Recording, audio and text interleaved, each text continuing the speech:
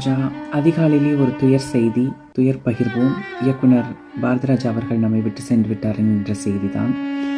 எனக்கு பெருசாக சினிமா மோகம் கிடையாது. நான் ஸ்டார் வர்ஷிப்பிங் பண்ண மாட்டேன். ஆனால் ஒரு சில பேரை நான் மனதில் உயர்வாக வச்சுருப்பேன் தமிழ் திரையுலகிலிருந்து. அதில் இயக்குனர் பாரதிராஜா அவர்கள் ஒன்று. என்ன காரணம்னா, அவர் இந்த தமிழ் மண்ணை நேசித்தார், தமிழ் கலாச்சாரத்தை நேசித்தார். அதனால தான் எந்த தயக்கமும் இல்லாமல் தனது கலாச்சாரத்தை உயர்வாக தமிழ் திரைப்படங்களில் காட்டியிருந்தார். தமிழ் மண்ணோடும் மக்களோடும் அவங்களுடைய வாழ்வாதாரத்தினோட உயர்வை எந்தவித ஐயமும் இல்லாமல் காட்டியிருப்பார். ஒரு காலகட்டத்தில் குறிப்பிட்ட வாழ்வாதாரத்தை மட்டும்தான் காட்டியிருப்போம். ஒன்று மேற்கு தக்க வர்க்கமாக இருக்கும், இல்லைன்னா ஒரு குறிப்பிட்ட சாதியினரோட வாழ்வாதாரம் தான் உயர்வாக காட்டப்படும்.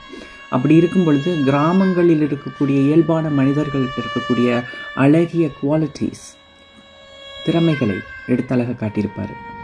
அந்த பழக்க வழக்கங்கள், அவர்களுடைய பேச்சு, அவர்கள் தமிழ் பாவிக்கும் விதம், அது எல்லாத்தையுமே அழகாக காட்டியிருப்பார்.